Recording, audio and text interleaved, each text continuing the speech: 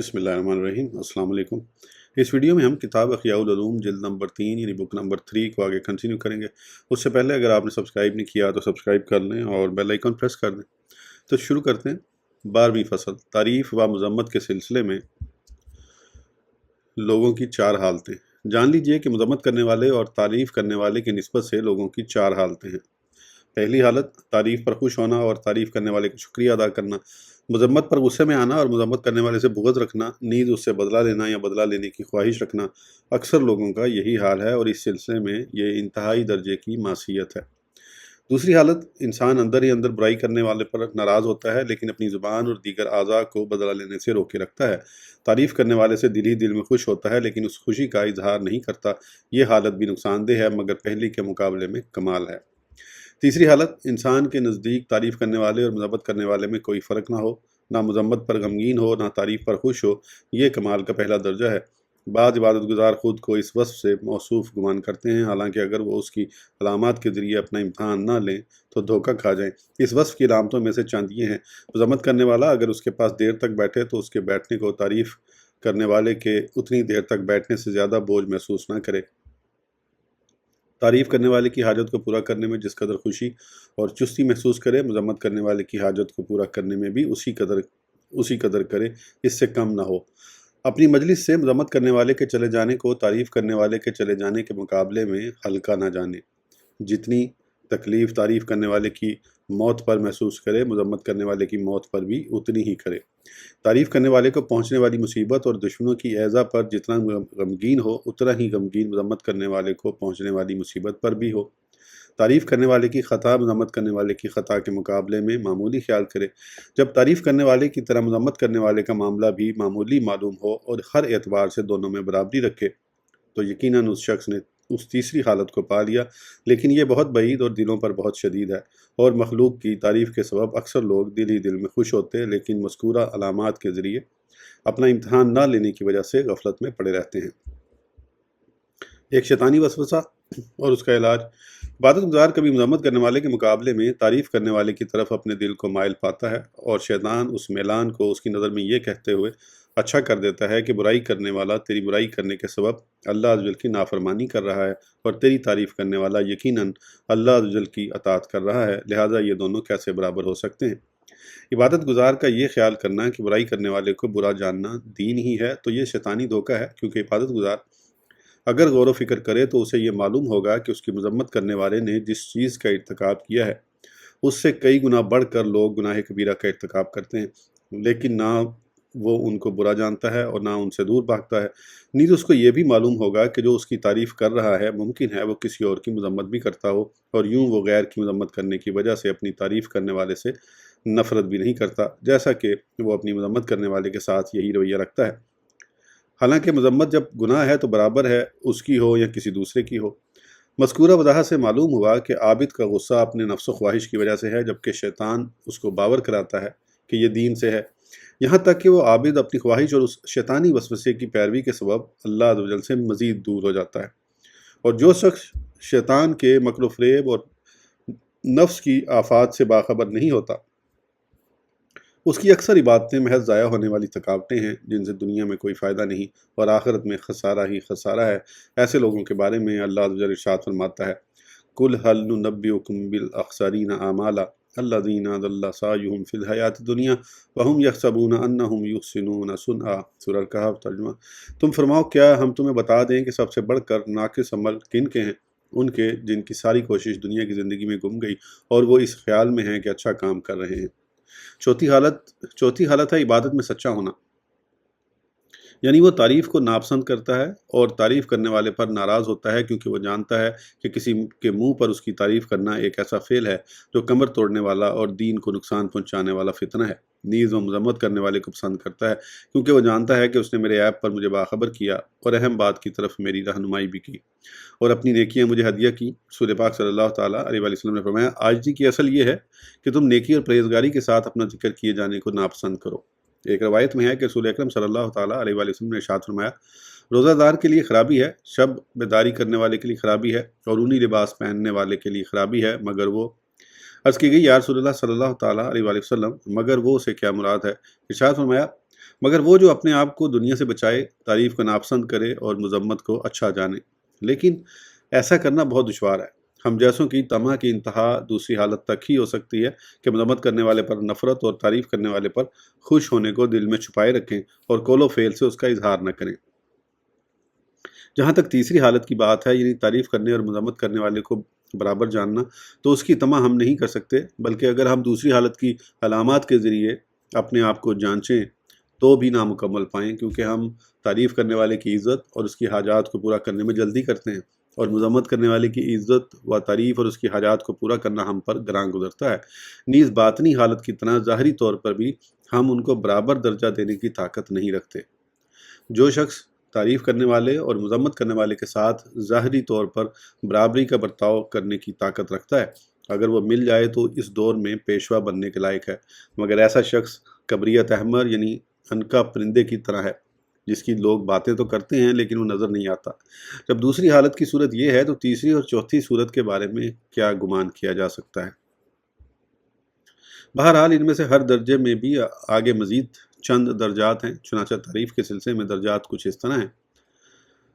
تعریف کے سلسلے میں مزید درجات: بعض لوگ اپنی شہرت اور تعریف کے خواہش مند ہوتے ہیں، لہذا اس کو پانے کی ہر ممکن کوشش کرتے ہیں، حتیٰ کہ عبادات میں ریاکاری کرتے ہیں، اور لوگوں کی زبانوں پر اپنی تعریف اور ان کے دلوں کو مائل کرنے کے نشے میں گناہ کرنے سے بھی گریز نہیں کرتے۔ یہ لوگ ہلاک ہونے والے ہیں۔ بعض لوگ شہرت و تعریف کو جائز چیزوں کے ذریعے حاصل کرنا چاہتے ہیں اور عبادات کو سبب نہیں بناتے، نہ ہی گناہوں کا ارتکاب کرتے ہیں۔ یہ لوگ گرنے والے گڑھے کے کنارے پر ہیں، کیونکہ یہ اس کلام اور ان اعمال کی حدود نہیں جانتے جن کے وسیلے سے یہ لوگوں کے دلوں کو مائل کرنا چاہتے ہیں۔ تو عین ممکن ہے کہ یہ لوگ تعریف کی چاہت میں وہ کر گزریں جو جائز نہیں، لہذا ایسے لوگ ہلاکت کے قریب تر ہیں۔ بعض لوگ وہ ہیں جو تعریف کی چاہت نہیں رکھتے، نہ ہی اس کو پانے کی کوشش کرتے ہیں، لیکن جب تعریف کی جاتی ہے تو خوشی ان کے دلوں میں سرایت کر جاتی ہے۔ اگر وہ اس حالت کا مجاہدے کے ذریعے مقابلہ نہ کریں اور بتکلف اس کو برا نہ جانیں تو ممکن ہے کہ یہ خوشی ان کو اس درجے میں لوٹا دے جس میں پہلے وہ تھے، اور اگر اس معاملے میں اپنے نفس سے جہاد کریں، اپنے دل کو تعریف کی ناپسندیدگی پر مجبور کریں اور تعریف کی آفات میں غور و فکر کر کے اس کے سرور سے نفرت کریں، تو پھر بھی یہ لوگ مجاہدے کے خطرے میں رہتے ہیں، کبھی جیت جاتے ہیں اور کبھی ہار جاتے ہیں۔ بعض لوگ وہ ہیں جو تعریف پر نہ خوش ہوتے ہیں، نہ رنجیدہ، اور نہ ہی وہ تعریف ان میں کوئی اثر کرتی ہے۔ یہ لوگ اچھے ہیں، اگرچہ پوری طرح اخلاص نہیں پایا جاتا۔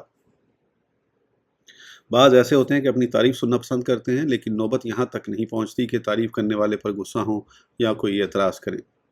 خلاصہ کلام: اس باب میں سب سے اعلیٰ درجہ یہ ہے کہ تعریف کو ناپسند کرنے کے ساتھ ساتھ غصے میں آ جائے اور صدق دل کے ساتھ اس کا اظہار بھی کرے۔ ایسا نہ کرے کہ غصہ ظاہری ہو اور دل اس تعریف کرنے والے کو پسند کر رہا ہو، یہ تو عین منافقت ہے، کیونکہ وہ اپنی طرف سے صدق و اخلاص کو ظاہر کر رہا ہے جبکہ حقیقت میں اس سے خالی ہے۔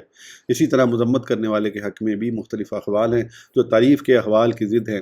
ان میں سے پہلا درجہ غصے کا اظہار کرنا اور آخری درجہ خوشی کا اظہار کرنا ہے، اور اپنی مذمت پر خوشی کا اظہار وہی شخص کرے گا جو اپنے نفس کے سرکش ہونے کی وجہ سے اس کے لیے دل میں کینہ رکھے کہ میرا نفس بہت عیبدار، جھوٹے وعدے اور انتہائی مکروہ فریب والا ہے۔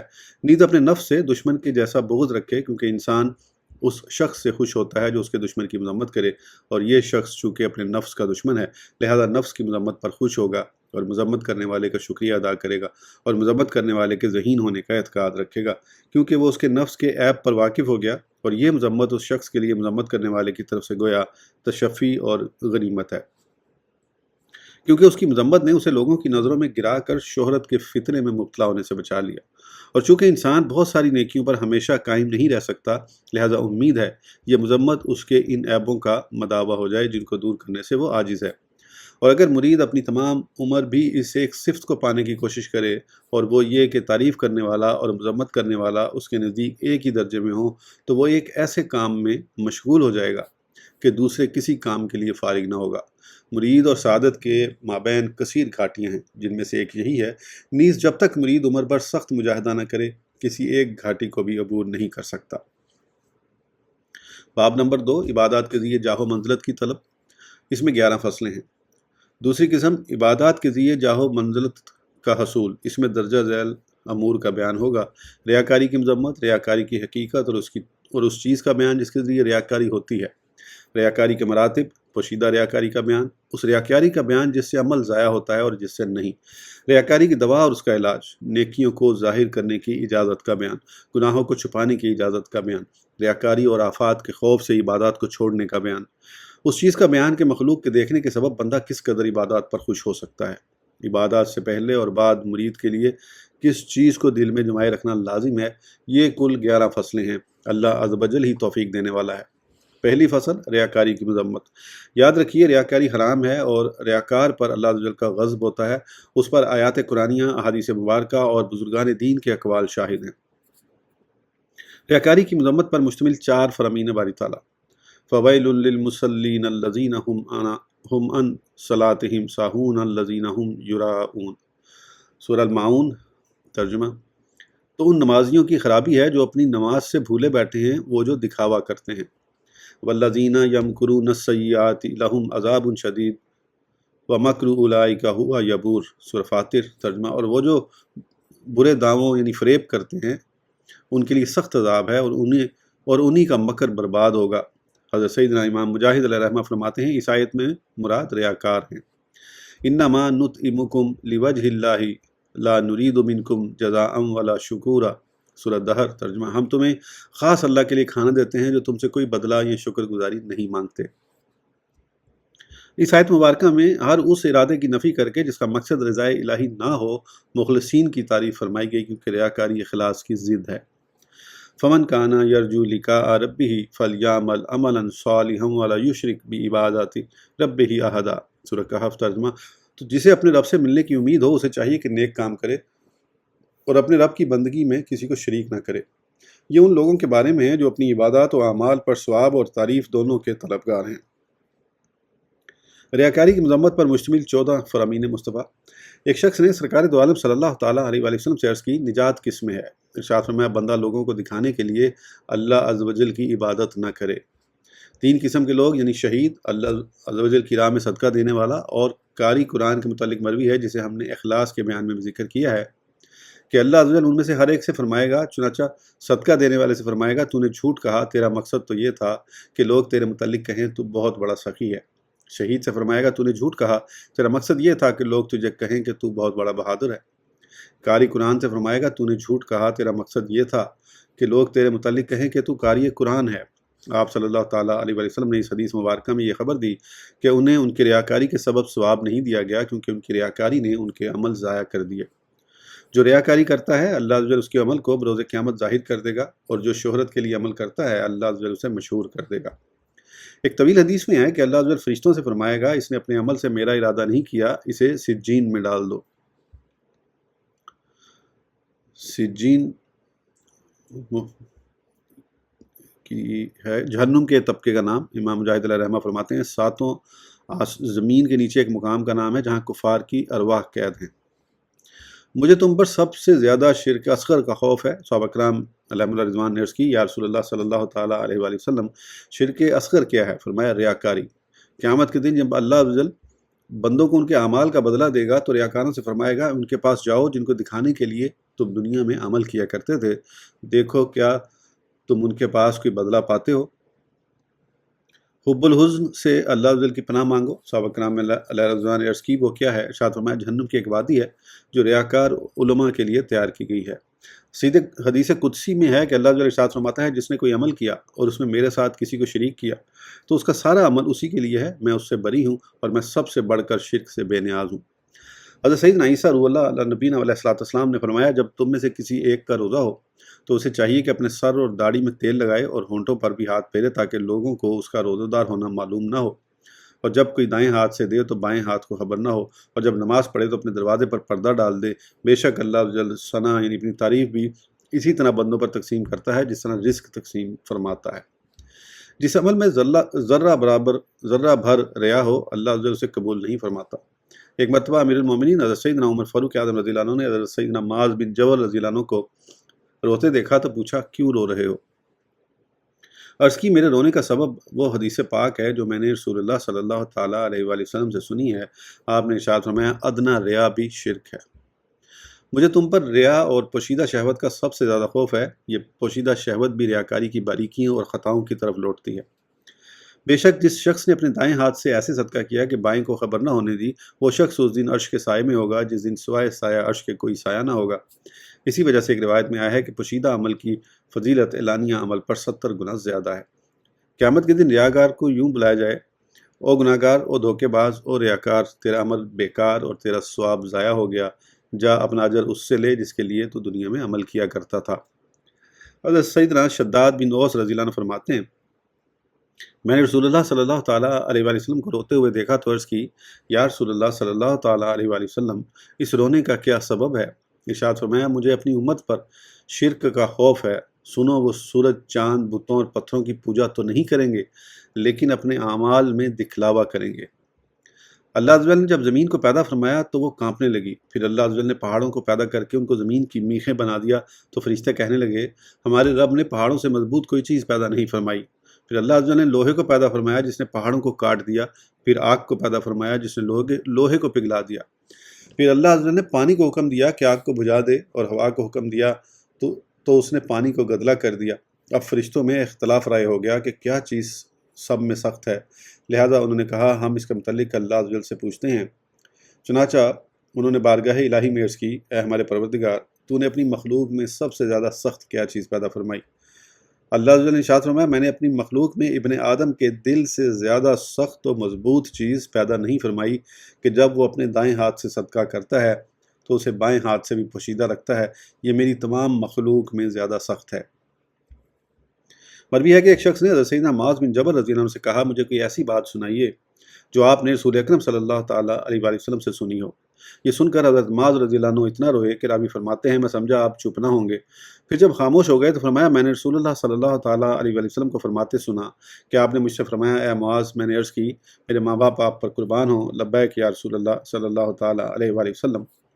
ارشاد فرمایا، میں تمہیں ایک بات بتاتا ہوں، اگر تم نے وہ یاد رکھی تو نفع اٹھاؤ گے، اور اگر یاد نہ رکھی اور ضائع کر دی تو قیامت کے دن اللہ عز و جل کی بارگاہ میں تمہاری کوئی دلیل نہ چلے گی۔ اے معاذ، اللہ عز و جل نے زمین و آسمان کی تخلیق سے قبل 7 فرشتے پیدا فرمائے، پھر 7 آسمانوں کو پیدا فرمایا تو ہر آسمان کے دروازے پر ان میں سے ایک ایک فرشتہ دربان مقرر فرمایا، اور ہر آسمان کو بہت عظمت و بزرگی عطا فرمائی۔ لہذا صبح سے شام تک کے بندے کے اعمال جو کہ سورج کی طرح روشن ہوتے ہیں، محافظ فرشتے ان کو لے کر آسمان دنیا کی طرف چڑھتے ہیں اور ان اعمال کو بہت پاکیزہ اور کثیر خیال کرتے ہیں، یہاں تک کہ جب آسمان دنیا تک پہنچتے ہیں تو آسمان دنیا کا دربان فرشتہ ان سے کہتا ہے، اس عمل کو عمل کرنے والے کے منہ پر مار دو۔ میں غیبت کا فرشتہ ہوں، مجھے میرے رب عز و جل نے حکم دیا ہے کہ جو لوگوں کی غیبت کرتا ہو اس کے اعمال یہاں سے آگے نہ جانے دوں۔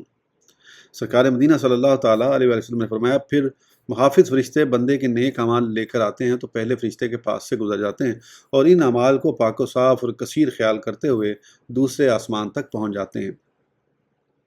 یہاں کا دربان فرشتہ کہتا ہے، رک جاؤ اور اس عمل کو عمل کرنے والے کے منہ پر مار دو، کیونکہ اس نے اس عمل سے دنیاوی متاع چاہا ہے۔ میرا رب عز و جل نے مجھے حکم دیا ہے کہ جو شخص اپنی مجلسوں میں دنیاوی مال کے ذریعے فخر کرنے والا ہو اس کے عمل کو یہاں سے آگے نہ بڑھنے دوں۔ پھر محافظ فرشتے بندے کے روزے، نماز اور صدقے کے وہ اعمال لے کر اوپر چڑھتے ہیں جن سے ایسا نور پھوٹ رہا ہوتا ہے کہ وہ فرشتے بھی تعجب کرنے لگتے ہیں، یہاں تک کہ تیسرے آسمان تک پہنچ جاتے ہیں۔ اس آسمان کا دربان فرشتہ کہتا ہے، ٹھہرو اور اس عمل کو عمل کرنے والے کے منہ پر مار دو، میں تکبر کا فرشتہ ہوں، میرے رب عز و جل نے مجھے حکم دیا ہے کہ اس بندے کے اعمال یہاں سے آگے نہ جانے دوں جو محفلوں میں لوگوں پر تکبر کرتا ہے۔ پھر محافظ فرشتے بندے کا ایسا عمل لے کر اوپر چڑھتے ہیں جس میں ستارے کسی چمک اور تسبیح، نماز، روزہ، حج اور عمرے کی آواز ہوتی ہے، یہاں تک کہ وہ فرشتے چوتھے آسمان تک پہنچ جاتے ہیں۔ وہاں مقرر دربان فرشتہ کہتا ہے، رک جاؤ اور اس عمل کو عمل کرنے والے کی پیٹھ اور پیٹ پر مار دو، میں خود پسندی کا فرشتہ ہوں، میرے رب عز و جل نے مجھے حکم دیا ہے کہ میں اس کے عمل کو یہاں سے آگے نہ جانے دوں، کیونکہ جب یہ کوئی عمل کرتا ہے تو اس میں خود پسندی کرتا ہے۔